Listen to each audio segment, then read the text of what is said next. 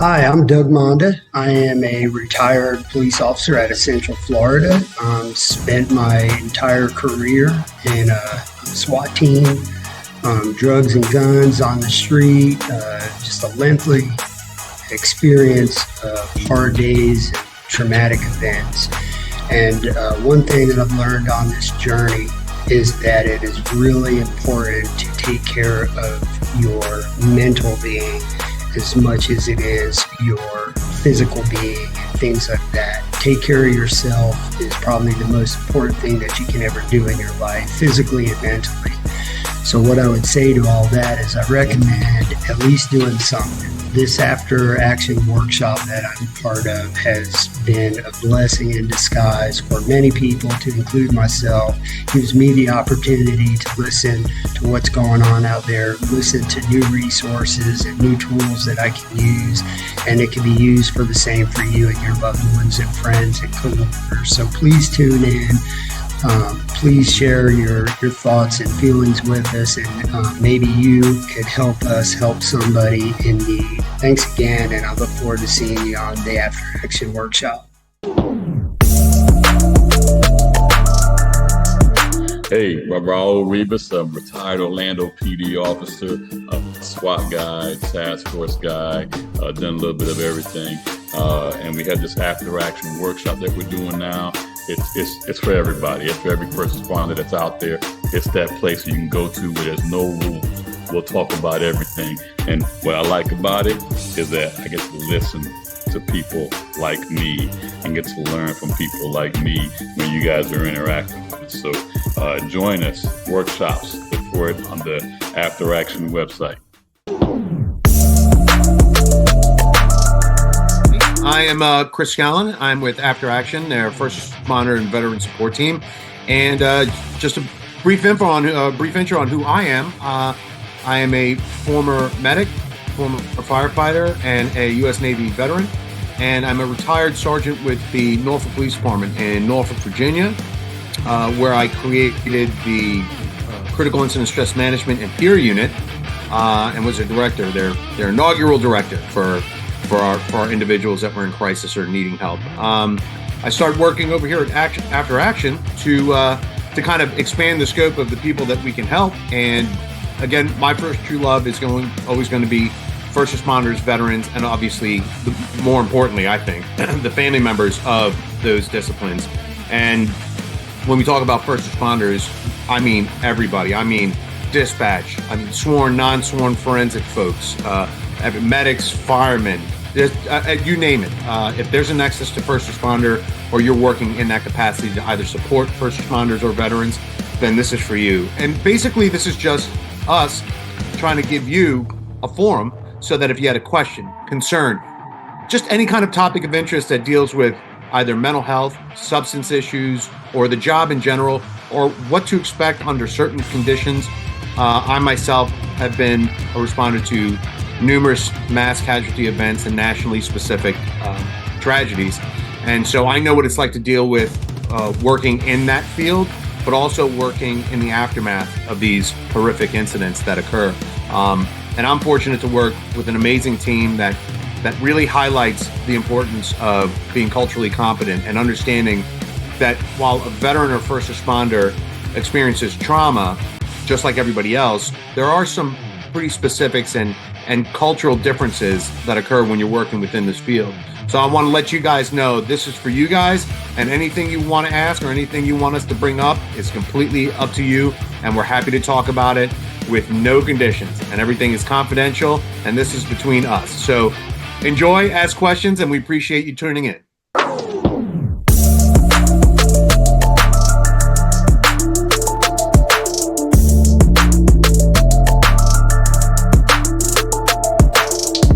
It's 5, my friends. You know what that means. It's go time. It's time to get it on. It is time to get it on. I know we got some people that are going to be showing up. We got a couple folks in there. Hey, you got to make sure we don't make fun of Chris Workman because he's listening. Oh. All right, fellas, how's everybody doing? Hopefully we'll get this chat thing working. All right. Let me make sure I get it all over here.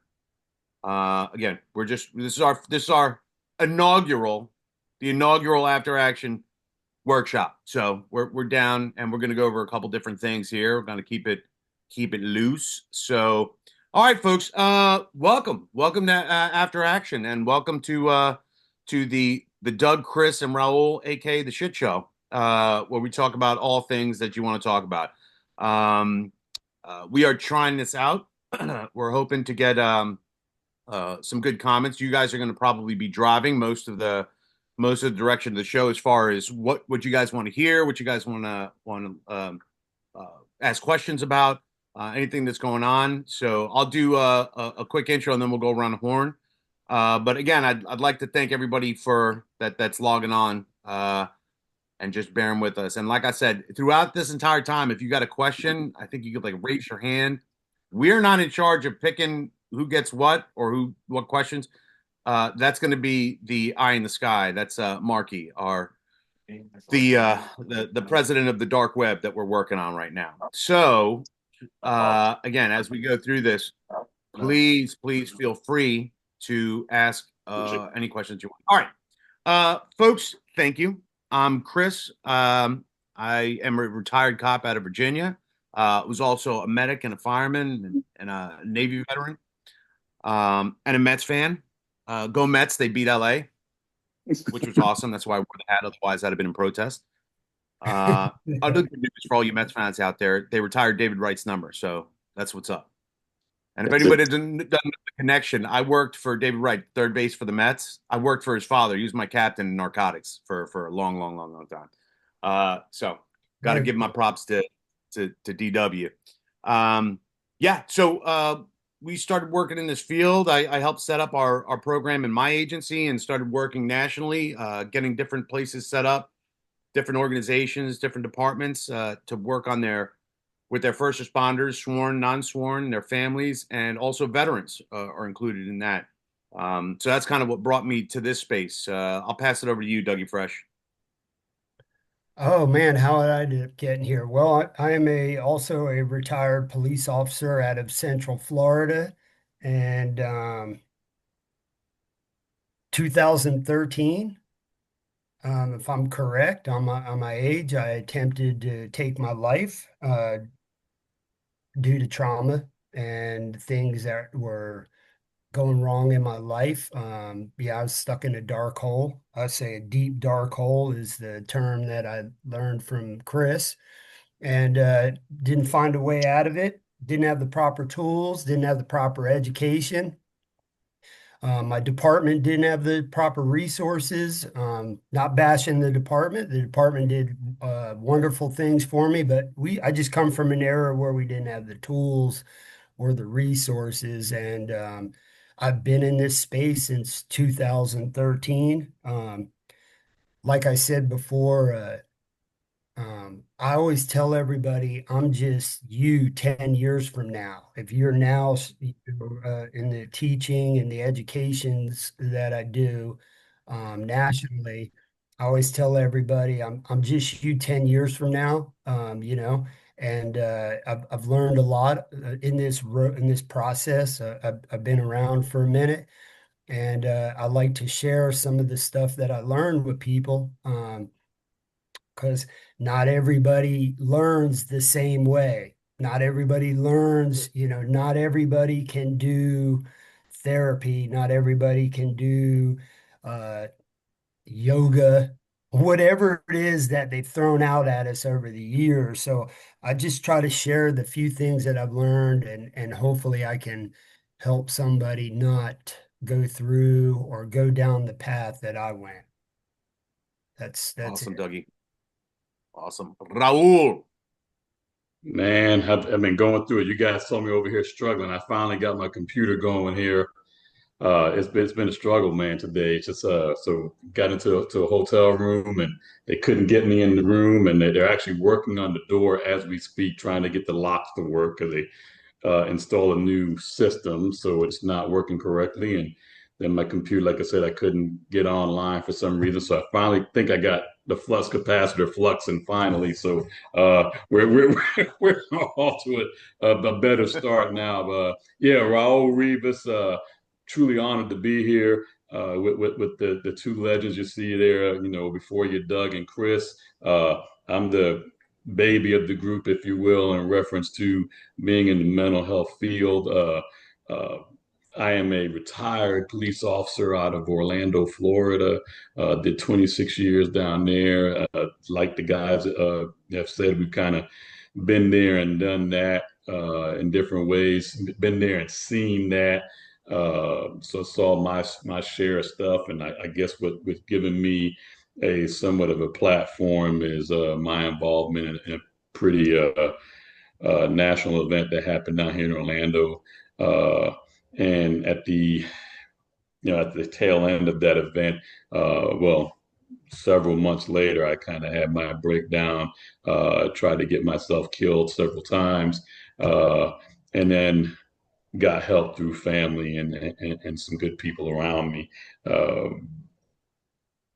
Met Doug and Chris, and they've taken me under their wing and showed that helped me to find other purpose in life, and that is giving back to our fellow first responders and making sure that they don't hopefully walk the same path. I mean, I'm talking about that from me, the end of my career path, where I get to a place where I'm just not thinking straight, and I just think that my life was meaningless. So hopefully together we can prevent people from going down that path. So here I am with After Action doing the good work. Again, I'm honored to be here and talk some shit with you guys. Oh, I don't want we can't forget Chris. We can't forget the boss lady, Marky, who's sitting there in the shadows. She's the one. She's the one yeah. She cracks a freaking bad whip, and she said we got to be careful. Bullshit. She ain't say that. She didn't say that. She didn't say that shit. She didn't say that shit. She's gonna allow us to talk whatever trash we want to. That's All right, right. so I gotta say a couple quick things because I don't think everybody really truly appreciates, or not that they don't appreciate, but they don't understand. Doug and Raul. Well, I'll start with Doug. Doug has helped probably more first responders, and created a nonprofit foundation that supports first responders financially. And when I say that, don't ask him for $20. He's not gonna just give you $20. It's for if somebody needs help, some medical treatment or some kind of something, and they're coming out of pocket. Survive First really looks after our first responders that way, and he's been doing it for a while. Thousands of lives changed and saved, and Raul's no different. I think Raul maybe not as far down the mental health road as far as like working, but there is no doubt as an informal leader within the SWAT community, and just I mean because both you guys host the National SWAT Roundup. So it's first of all, SWAT guys listen to SWAT guys, and I think you guys open the door to a lot of folks that might not otherwise reach out for help. So I got to give you guys a lot of credit. And okay, we got a question. What's the name? Sorry, Survive First. Survive First. Definitely check it out. Support them. If you are rich, definitely send them money. And if you want, we'll put up a Venmo. You can send us money too. But no, it's Survive First. It's Survive First. And I think we'll figure out a way to put it on the screen or something like that. You are welcome. So again, we all got to where we got to, but in different ways and different manners. Both Doug, Raul, and myself have been involved in some pretty significant national events. Mine was primarily up in New York for the first Trade Center bombing, and the second one, I responded up there as well. And since then, probably every major mass casualty event that's occurred in the country, and specifically in Virginia, where I'm at, I've done the crisis response just for the first responder side and their families. Not so much the civilian side of the house. We had that we did the Chesapeake Walmart shooting, the mass shooting that took place over there, and we were constantly getting calls for like, hey, I used to go to that Walmart and having issues and scared. And I'm like, and I feel bad, but I'm like, hey, we have a community service board that handles that. You guys can, that's the number for that. But if you're a first responder, or family member, or veteran, then we got you covered. Or at least I did on that rotation. And working with some national organizations that kind of but that respond to any mass casualty that's involving a terrorist nexus. So we're no stranger to it. But how we got here is a lot of people say that the job fucks you up. I don't necessarily think that's the case.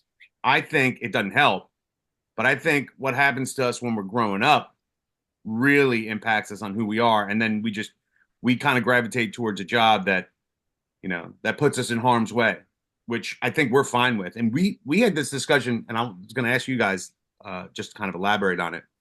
We had a discussion many times. We've all discussed this. I think we feel more comfortable in chaos than we do in quiet.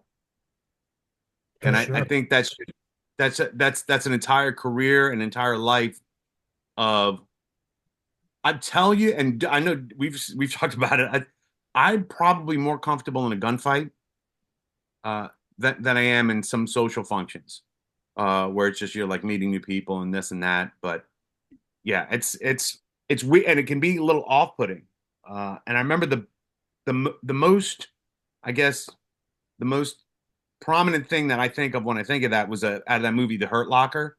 Remember, he came back from his deployment, and all sorts of shit was happening back there. And then he comes back from deployment, and he's in a supermarket in the cereal aisle, and it just the juxtaposition of those two things like together was insanity. And I remember watching that, getting anxious like shit.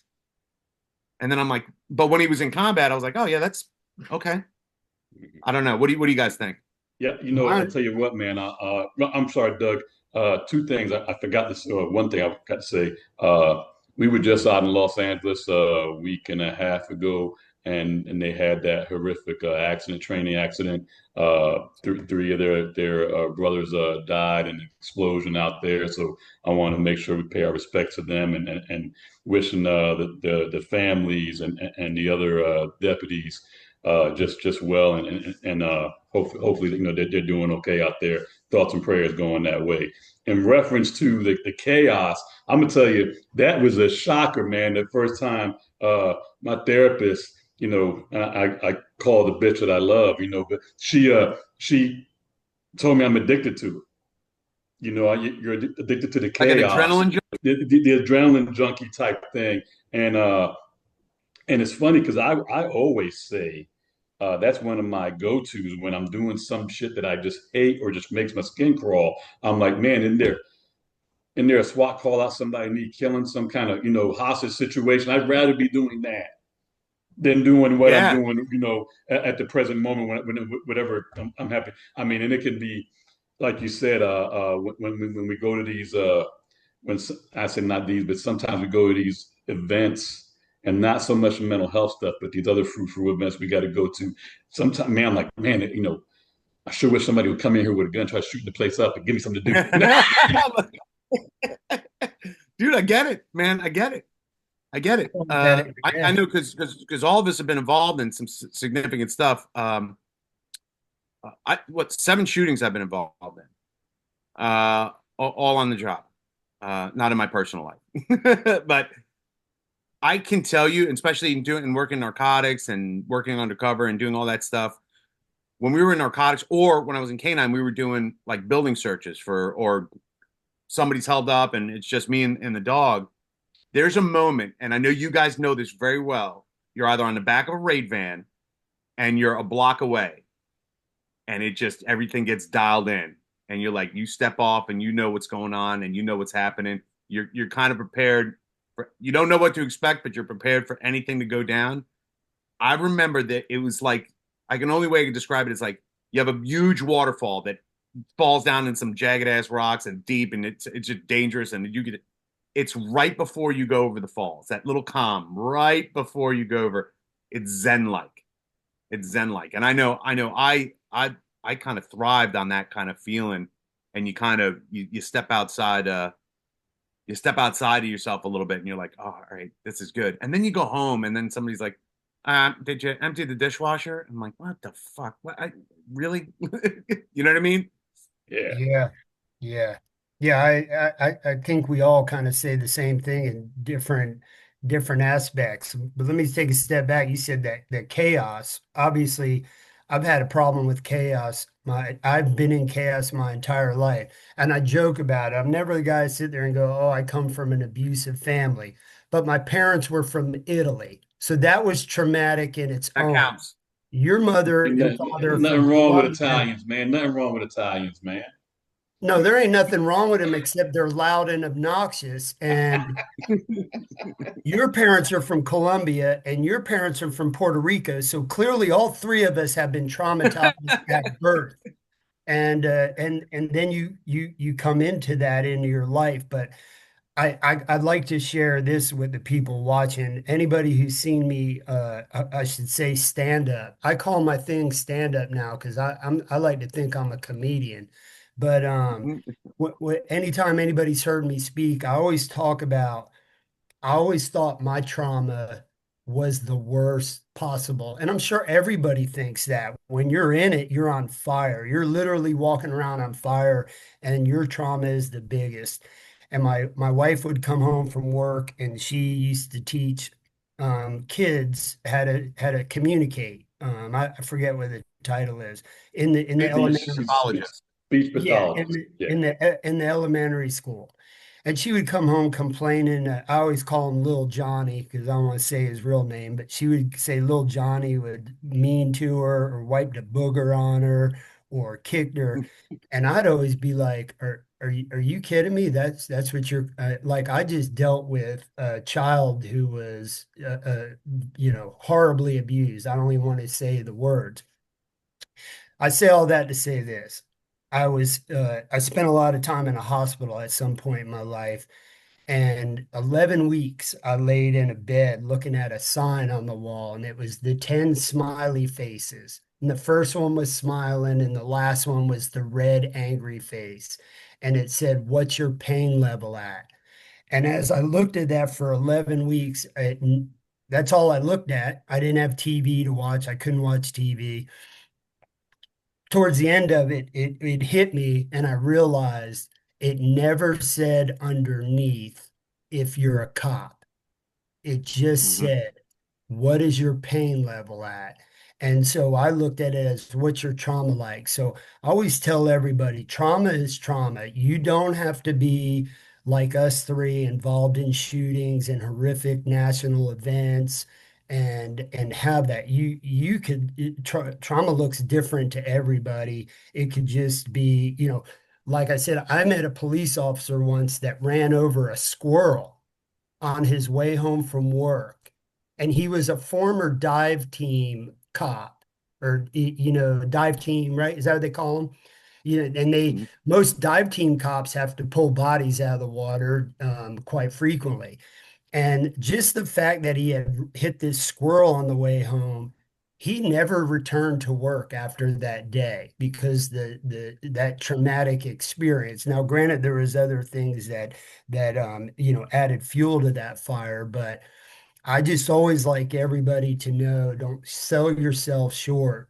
Trauma is trauma, however it looks like.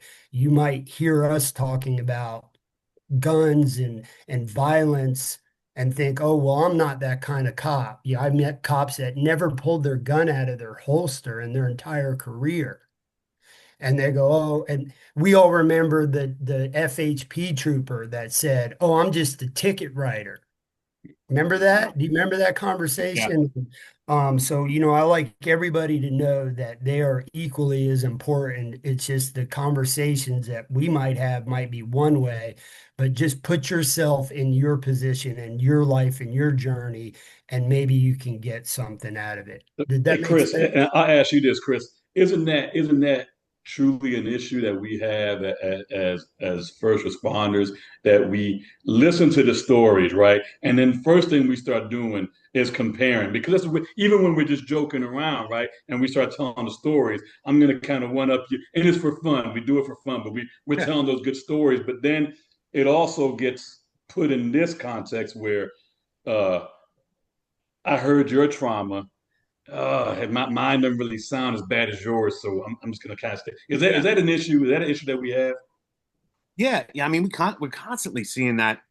Uh, we're doing a lot of comparison. I'll give you an example. I was at one was some guy that I was in the academy with gravitated towards the wheel. He was riding a motorcycle his Yeah. whole career. I mean, phenomenal motorcycle rider. He did all those rodeos and stuff like that. And we were at a party, and we just because I hadn't seen him in a couple years because I'd been undercover for such a long time. He's like, "How you doing, buddy?" I was like, "I'm doing good." I was like, "How you doing?" He goes like, "Dude, I wrote one car 75 tickets." And he was like boasting about it. And I remember thinking, that's this dumbest shit I've ever. I said, really? I said, well, I just took off 14 kilos and 15 guns, right? And we were, again, we were just, kind of one up each other, kind of little thing like that. And then it got serious for a little bit because I'd been involved in a couple shootings by then. And he was like, how you doing with that? I said, I'm doing okay with it, but I'll be honest with you. I stopped a car on the interstate. just We were doing something and we were wrapping something up, and I stopped the car on the interstate. A tractor trailer drove by me 1,000 miles an hour, maybe 40. I don't know. It shook me to my core. I didn't even go to the car. I walked right back to my car and I just drove away. I said, I don't know how you do your job. He goes, what are you talking about? I said, I can't. That to me was the scariest. I've never been that scared in my life, ever. And I was like, because I was like, I feel comfortable. I can go buy dope or guns or whatever. That's fine. I have no problem doing that because I have somewhat of control.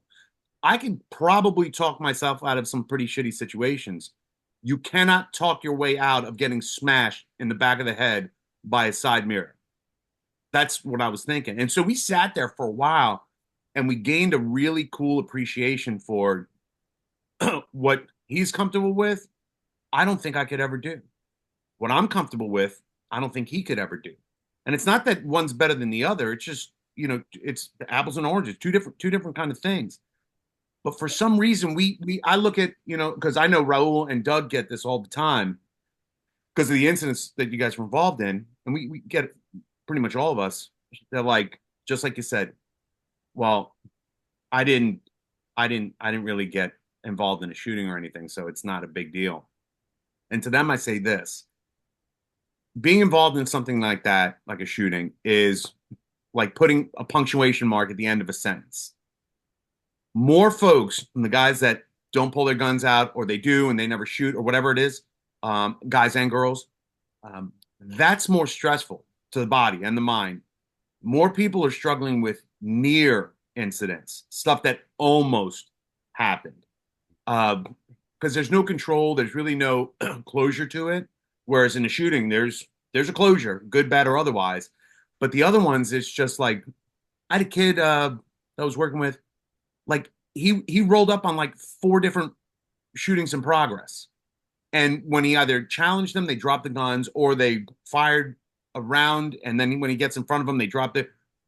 And he's like, yeah, but I wasn't really in a shooting. I didn't shoot back at them, and maybe one of them shot, but it was really by me. And I said, are you kidding me? That's insanity. And like back to back to back, he was getting involved in all sorts of shit. And I'm like, I would much rather be in what I was involved in than what you're involved in. Those almost like I almost died kind of things. So Don't we I, also you're, don't you're we also have to remember, and you can speak on this, Chris and Doug, that two first responders that come to the same scene, see the exact same thing, have the exact same do the exact same thing, whatever it meant, whether it's a shooting or just whatever the case may be. Can't they be affected two different ways? Yeah. yeah, yeah, yeah. Yeah, I that's did. Go ahead, Dougie. yeah, absolutely. You, for example, like growing, I spent 20 some years now as a sniper. And so clearly we all know what a sniper does. We don't have to get into it, right? I never had a problem with that. But I went to a house one time where there was somebody deceased in the house and I couldn't go in the house and look at him. And so like, um, I'll say this. So Raul and I were having a conversation one time. We had the same conversation with Chris, the three of us, talking about a shooting. We were each talking about shootings. And Raul made a comment and he said, I saw the figure. I shot the figure until the figure wasn't there anymore, so to speak. Make a long story short. And then we all determined in that conversation was in and Raul, you've said this many times on stage, it wasn't the shooting that I was involved in, it was this over here. And so like a lot of people assume that they just assume that that my trauma will be from all the sniper stuff. That's not what really my trauma is from. Like it was, I tell people most of it was this little girl when I first became a cop that got smashed into a pole. And all the other cops were fine with it, but I wasn't fine with it for many, many, many years. And I've learned over these years that more people are bothered by lack of humanity than they are the carnage. I use Hmm. that word carnage. You know how many times you come across that, the lack of humanity, just the fact. I mean, if you do you I don't do you turn on social media if you just happen to be on social media, the moments where you're just going through it and it's just a negative, negative, negative and crime and carnage and death and destruction. And then the next thing you know, you find yourself aggravated and upset. I mean, that's kind of the theory that I'm talking about of lack of humanity in an entire career. You're talking, you go through that, and you guys know my presentations, and when I talk about those type of things, that's difficult to deal with, and that's a difficult load to carry with. And so I would say the important factor that is a balance. I'm finding it is I need a balance. And I want to jump off topic real quick. Nicholas made a comment in the comments thanking us. I guess he crossed paths with us and he appreciates us. And thank you, Nicholas, for saying that because a lot of times, like the only phone calls we get during the week are horrible phone calls.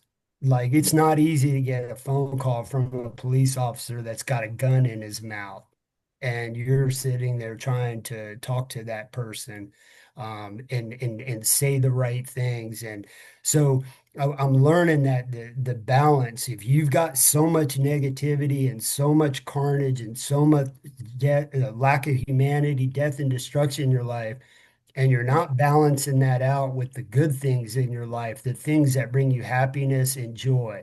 It doesn't matter what it is. There is no magic pill that I've found out in 10 years. There's no magic solution. There's no magic therapy. I'm finding out is the balance to the negative. You've got to have the equal amount of positive stuff in your life as you do negative, or else that ship can, so to lack of better term, sink. Yeah, it's funny you mentioned like the social media stuff because I can get down the rabbit hole with some of that stuff, but and especially and this is directly involves Doug. So Doug has a cat. I have a cat. I've also got two dogs, and obviously Doug's got a dog and whatever.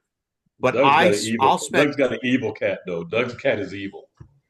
You know why it's Oh yeah, evil. Doug's cat is evil. 100%. Let that I be think known. Just throwing it out there. I think it's a Panamanian cat.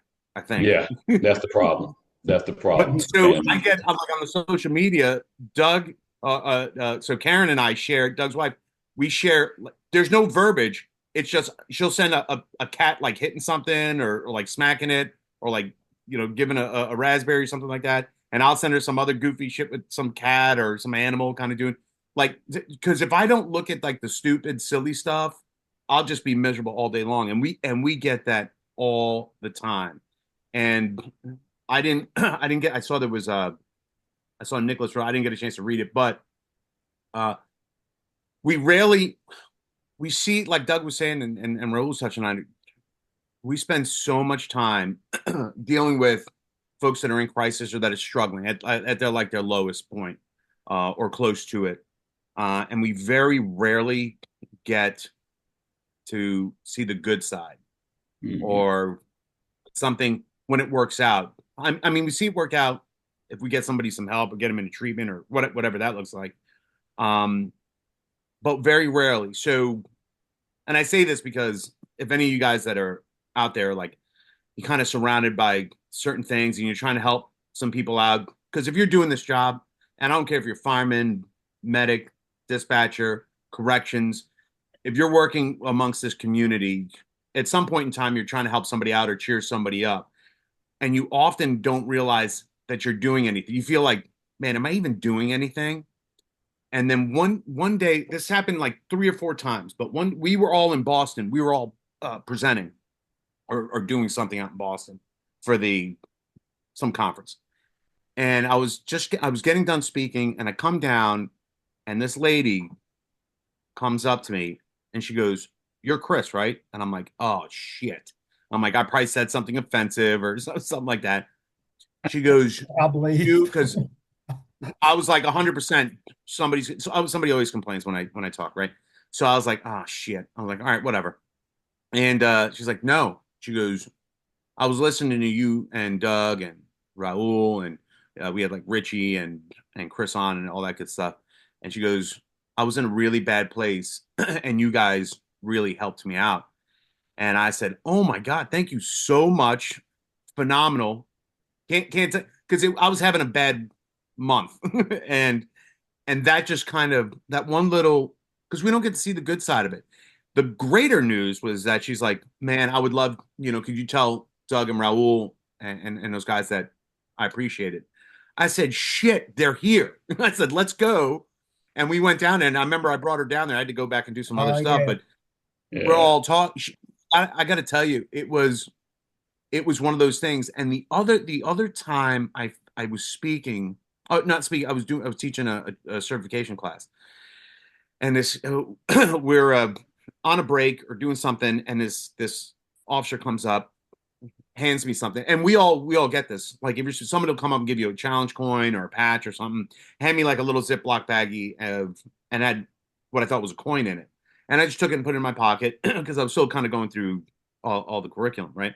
And then we're wrapping up for the day, and I was like, "Oh, let me check out the coin." I look at it, and it's a bullet. And like before that individual left, I'm like, "Hold on a second.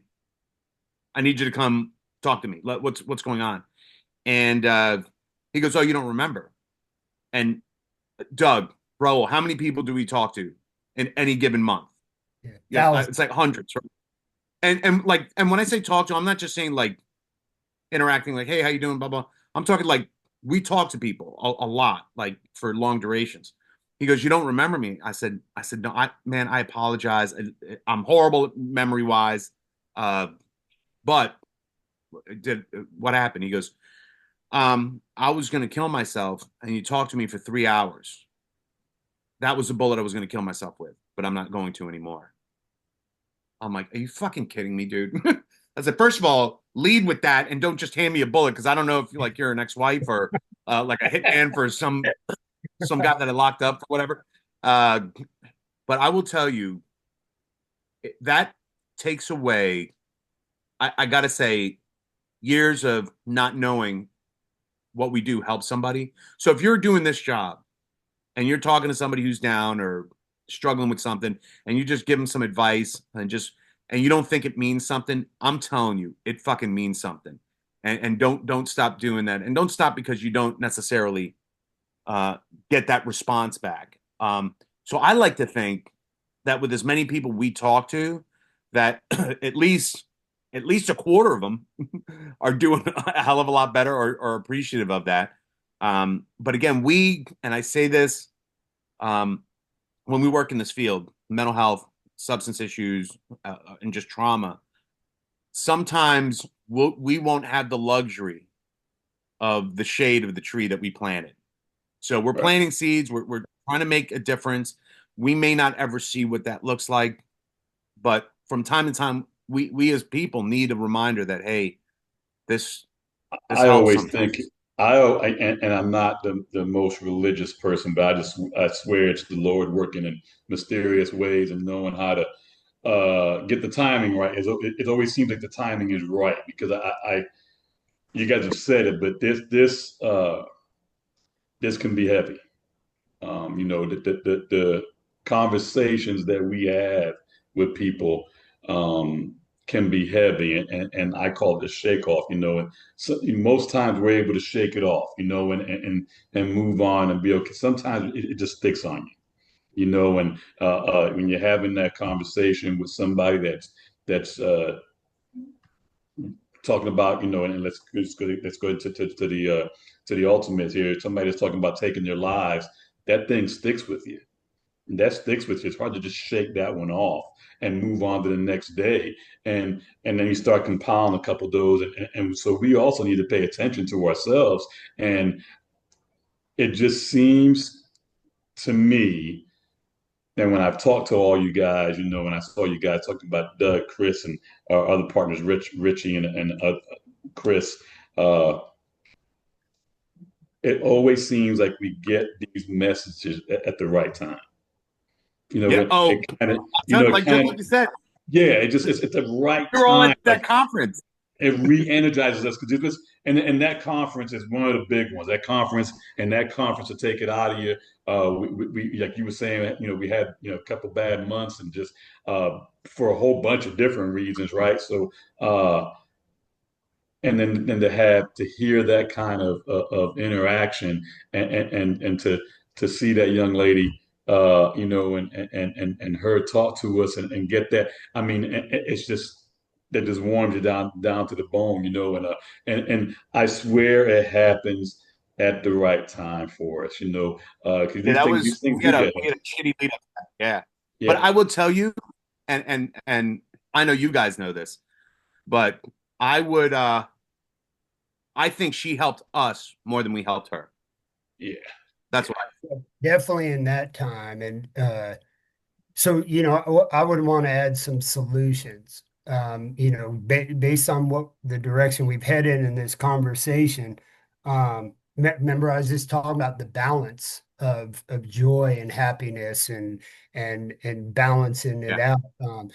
A couple of simple things. We're sitting there telling you how awesome it is when somebody, we're nationally known to go out and help people, but we need the help just as much. So when somebody thanks us, as little as a token, a police officer that I helped recently locally, um, he had a bad time and he got shot, and I'd helped him out apparently, and he gave me the coin that he carried in his pocket. It was St. Michael's.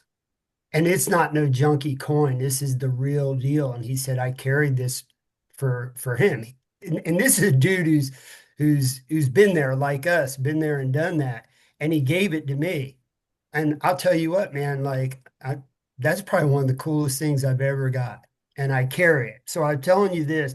This is one of the things that I learned that I had to do is that I had so much crap going on in my life. I did two things that I know worked outside of therapy and all the other things I've done continuously over the years. I'm lucky, I'm blessed that I have an amazing therapist in my life, and I've got amazing brothers that check on me and stay in my circle.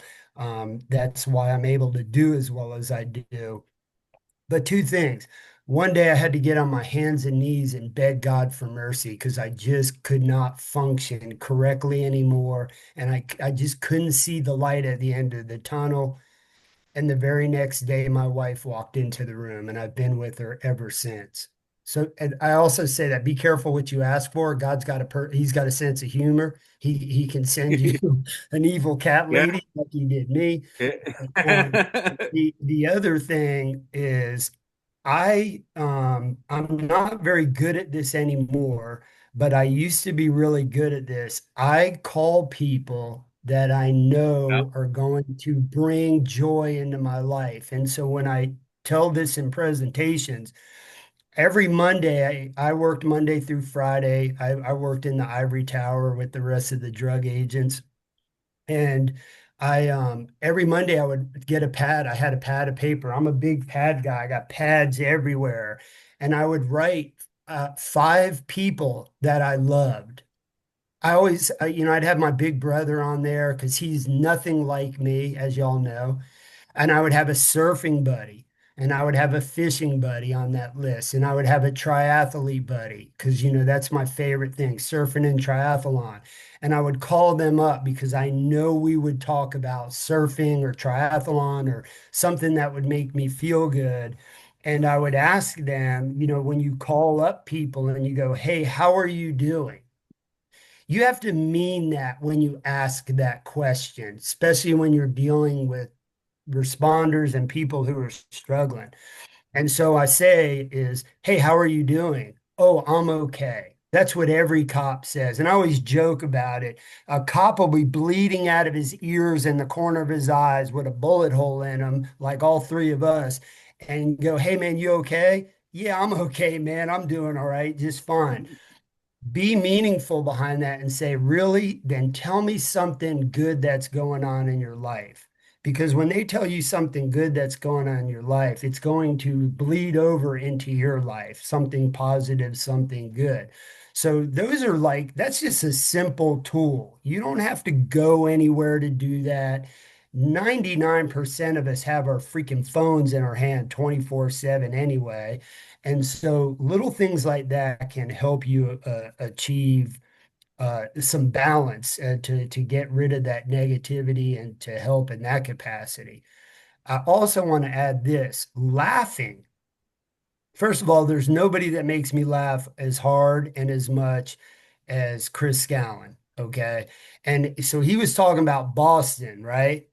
And really, how that went down was Chris and I were sitting next to each other in the back getting ready to speak. And Chris, out of nowhere, looks over at me as serious as a heart attack. And he goes, I'm going to say fuck 300 times. Oh yeah, we were at yeah, we were at And that then he conference. and he takes off running down the aisle to go do his presentation. I know Chris Scallon, he's my brother. I immediately pick up a pad and start doing the lines, the one line to the five lines. Well, Yeah. after 131 times, I gave up. I got tired of sitting on the pad. And now, granted, those little things in life are very important. The joking, the laughing, the finding that some sort of joy in your life. It's just important. I can't stress it enough how important it is that you have that, because when you don't have that in your life, it's real easy to be dark. Laughter and joy brings light, and if you don't have that, of course, you're going to be sitting in the dark. And so I just think it's important that we as first responders, we as parents, we as friends, we as family members, we need to make that a priority in our lives because there's just it's really hard to be happy. Don't Yeah, do you you see know, you that in this day and age? It's really hard to be happy sometimes. Hey, we Chris, you want to get to that question there? let me okay. Blah, blah, blah. I can. What are your specific role? Oh, what are our specific? Oh, okay. All right, here we go. I see it. Um, yeah. All right, so kind of jump, and again, we'll go around whatever you Yeah. guys want to bring up. But so the way I look at it, what Doug, myself, and Raul do, we are Sherpas. We are there to help whoever's in crisis get to Good. where they need to get. We first of all, first responders and veterans, we don't want to be fixed. We want to be given the tools to fix ourselves. That's just we need that control. And for us, you can tell me how to do something 15 times. Unless I actually do it, I'm not going to learn it or it's not going to apply. So what that looks like is, and I'll do a rundown and Doug and Raul can jump in at any time, but I'll get a call. Normally it's for if it's a veteran, normally it's a family member that calls me up and says, "Hey, listen, Raul, uh, my husband, my brother, not doing well. He's crying. He's violent. He's drinking. He's you all what all, you name it. Um, I need to get help, and I think he's at the point where he's willing to accept it. And so then what I'll do is I'll talk with Raul. I'll be like, "What's going on, brother? What are we dealing with? Um, let's figure this out together." Again, I'm not put in place to solve everybody's problems. I'm there to help guide you on where to go and what works. So in other words, like if Raul says my foot hurts, I'm not going to send him to an optometrist. I'm not. This guy looks at your eyes. No, if his foot hurts, I'm going to send him to a podiatrist. I want to send him to the right place. A lot of folks that we deal with don't have any substance issues, but they have mental health issues. So I'm not going to guide them towards uh, resources or detox because there's no need for it. Then you have the combination of detox or substance and mental health. Well, let's prioritize what needs to come first, and what that looks like is this. When I was struggling and I had to get, I mean, I went to a facility. I had to go see a psychiatrist and a psychologist. I couldn't, I couldn't be treated um, successfully until I was medicated to stabilize. So I needed not so much a detox side of the house, but I needed to get regulated medicinally to then work on processing trauma and grief and all that good stuff, right? So for us, what we do the best is we interact with you. And normally, if it's a cop or a fireman or something like that, these are the calls I get. Hey, I just got a DUI. I need help. And I'm like, well, I'd love for you to call me before the DUI, but I can still help you. We can still figure this out. Or, hey, I just got arrested for domestic assault.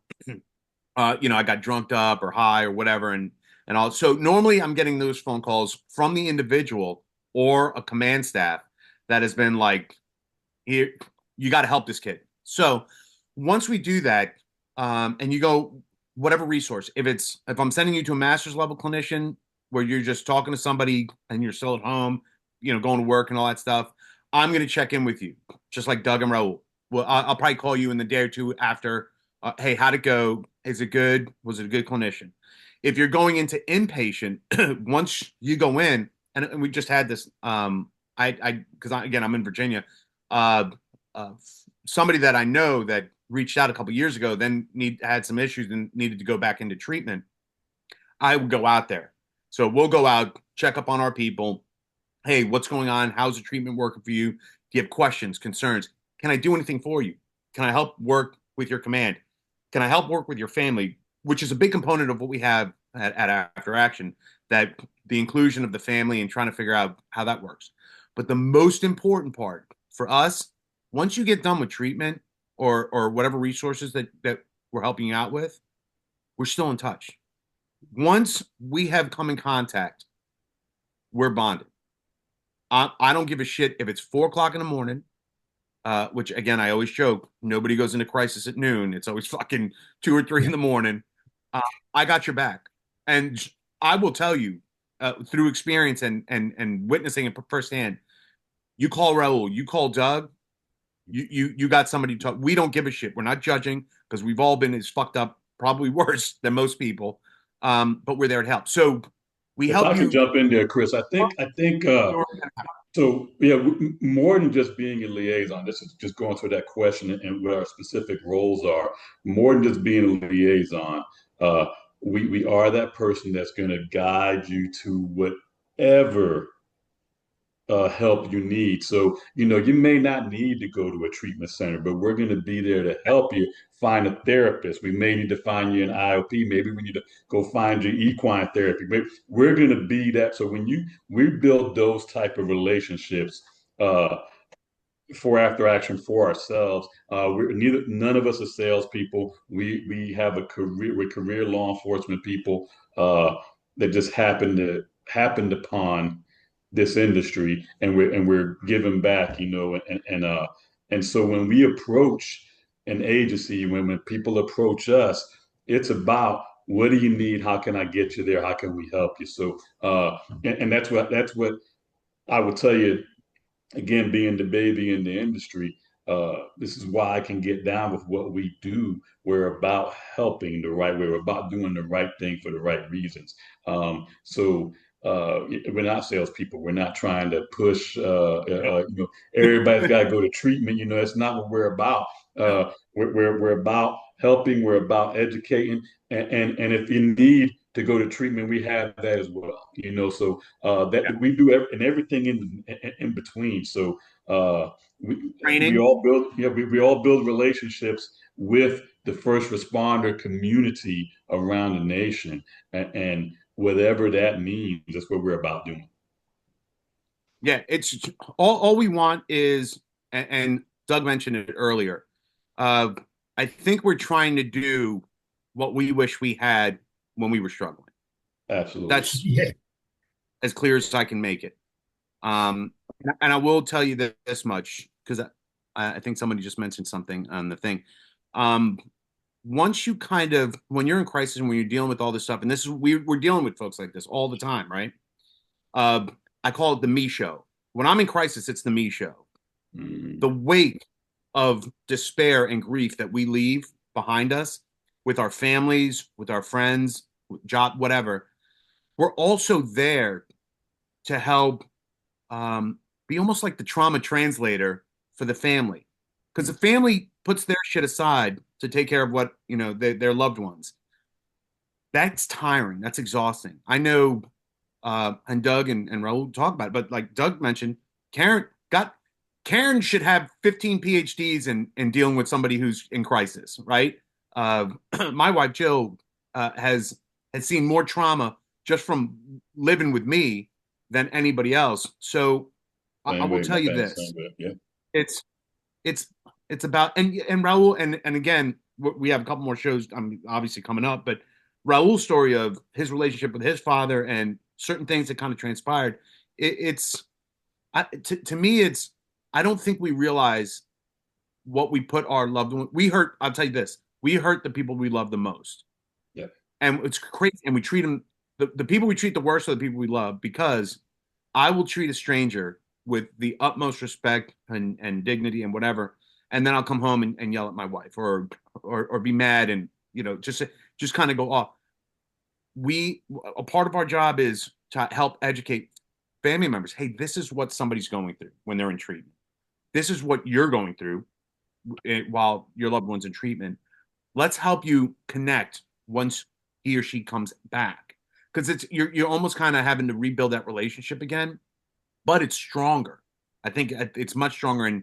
And basically, the bottom line is communication. All you got to do is talk, right? Most of us kind of keep to ourselves. We don't say shit. We think people just understand that we're not in a good mood or we had a shitty day. My wife or my friends and family don't know what the fuck I just saw. They don't know the shit show. And let's say this too, because we talk a lot about trauma. A lot of the times, I would say more often than not, it's not the incidents that really fuck us up. It's how we're treated in the wake of that incident that fucks us up. And I'm talking about institutional betrayal, moral injuries, all that stuff. But it's not just one thing. And guys, have you found them yet? We're still looking for that first responder or veteran that has one problem. I've yet Problem. to find that ass. I sure as shit haven't been able to find him or her. Sure. Nobody No, has sir. one problem. No, sir. Nobody. So it gets kind of like overwhelming. But if you can imagine, if it's overwhelming for you as the first responder, imagine how stressful and how helpless your family feels. And it's just about, seeing each other where they're at and meeting each other where we're at, and just talking Yeah, about it. So everybody's got to find their way when it comes to that. I say that all the time. That there's no, and to take what the Doug was saying earlier, there's no magic pill for that, right? But you got to find your way and how you're gonna deal with your family and let them in a little bit, and whatever that looks like. So the way Chris is going to explain to his wife, who is a retired law enforcement officer, is a different conversation he'll have with her than Doug will have with his wife that was a school teacher, a speech pathologist, that's a different conversation they're going to have in reference to dealing with the stuff that Doug and Chris were coming home with from the job. So there's no magic way to have those conversations and kind of set that up. You got to find your way. But with that, man, you see that somebody was asking I got about. it. Okay, go ahead, man. I Retiree. was gonna So I was gonna tell him real quick because Raul was talking about Chris's wife and Doug's wife. Raul is married to me. So all right, you say Yeah, Sherpas. I have Raul's been my Sherpa for the past several years because he just takes care of me. Most people know that already. So if you're wondering, Raul is married. He has to deal with me also. I don't have one wife. I have two of them. Anyway, I thought I'd yeah. just throw the smart ass comment in I'm there. So honored, man, honored. no, no. It's Thank you. he's your service person. Um, is there anything? All right. So is there anything you would tell a first responder that is about to retire 20, 25 years that'd be different from an officer first year? Yeah. Well, I don't know. Answer that. I don't know that different, but I will tell you this: as somebody who struggled literally going into retirement, um, I think the biggest thing for folks leaving the job is that you're not this job. It's something you did. It doesn't define you. It molds you into what you are and how you interact with folks and stuff like that. But I would tell that person who's retiring and going into the next stage of their life is the job inherently provided us this idea of purpose. Find your new purpose. Yeah. If you could do this job, fire, PD, first responders in general, corrections, dispatch, forensic, all that stuff. That gave you purpose. This is when you retire, you're doing a new assignment, one that you've never experienced before, right? So find your purpose. My purpose, and I know Doug's and Raul's was, um, I'm all right with not dealing with the bullshit of the organizations anymore. Like, uh, I can't tell you how many people I worked for that had no idea what my fucking job was. Like, that never did my job, but somehow they're magically in charge of me. It's insanity, right? Find your purpose. My purpose when I retired was I want to help people like me who did what I did or something similar or in that field or in that discipline, right? And I want them, and my ultimate goal for any of them is I want you to live. I want your agency to pay you in retirement longer than you work there, right? So if you did 20, 25 years or 30 years, I want them to pay you in retirement for another 25, 30, 40 years. That's winning, right? And give you the opportunity to find something that gives you joy and that puts you and your family as the priority. For the year one officer, for the day one, week one officer, don't let this job define you. It's fun. It's great. That's why they make so many fucking TV shows about it. But um, this is not who you are. This is what you do. But for the newer officer, I would encourage them, don't lose that enthusiasm. The enthusiasm we had was phenomenal. I loved coming into work for years and years and years until I did, right? And when I didn't, it was time to go. It was time to retire. But don't, because you'll get to a job. Everybody knows you get hired, then you go in there, and there's some old crusty dude, which I used to make fun of, but now I'm that old crusty dude that's like, this job's gonna fuck you up, and don't worry about what you learned in the academy. I'm gonna teach you the real way to do it. All right, first of all, you've been doing it fucked up your whole career, so I'm not. I don't know why I'm taking advice from you, right? I would tell them, don't let those people that have been jaded, who haven't been taking care of themselves, define what this job is or what it is that you do. Come in with the same enthusiasm. And towards the mid to the end of my career, I made it a point, and it was hard for a while. I'm going to go to work and have fun. I don't give a shit what that looks like. I don't care if I got to make a funny poster about somebody, joke on somebody, create a cool environment, go out to eat with my friend. I don't care what it is. I'm going to have fun because we do 25, 30 years of not having fun, and it's going to fucking kill you. It'll Oh kill yeah. you and I would destroy just your relate. only thing I would add to that is that the 1 year guy, uh, I would just add pay attention, be aware, Yeah. and talk to your family now about what that means. right? Your spouse, your significant other, your mom, dad, whoever, your siblings. But pay attention, be self-aware, because that 1 year person is different than that 5 year person, is different than that 10 year person, different, and so far and so and those changes, uh, you know. From the inside, you just don't see them happening, right? But from the outside, but try to pay attention, do the best you can to pay attention and be self-aware. That would be Yeah. the only thing I would add to that, to that 1 year, guys. To hey, let's be aware. This is look at Doug, look at Chris, look at Raul. You're not careful. This can happen, and what I'm saying. Let So, me and those kind of things. So, hey, man, we're up in about an hour now, man. So, and we're losing some people. I think we need to go ahead and try to start closing this thing out, man. All Yeah, right. yeah. All So right. we Well, got to go ahead. the question. We get to all the questions? Yeah, I think we're Yeah. good. Yeah. Somebody asked about recording, so yes, we are Yes. recording. And this will be, I think, on YouTube. At least clips of it, at least, will be on YouTube. And our boss Marky will kind of, handle that part of it. But yeah, this thing is recording. So know that it will be on YouTube at some time. Yeah. Yeah. So we'll wrap up with this. Thank you guys for tuning in. I know you guys have busy schedules. If there's something you'd like to hear, some topic that you want to discuss, or you just have questions in general, we're going to be doing this every week. On the off chance that one of us is not here, it's because we're either on a plane, on a train, or a car. We're going somewhere or coming back from someplace. But one or two or the three of us will always be here for you guys. And I would just, again, thank you so much for listening in. We try to make it somewhat humorous, but also somewhat factual, and provide you some information and just speak from the heart. So appreciate you guys coming in. I will say that let's go to Doug. Let's go to Doug before I wrap it up. I would say if you're leaving this week until the next one, it's good to have something to work on every week, whether you got to write it on your arm, write it on your hand. I'm that type person. I put a little sticky notes so that I don't forget. If anything, take something from this conversation we had and work on it this week. Just one thing. You don't like what I always tell people, like the 1 year cop and the 25-year cop.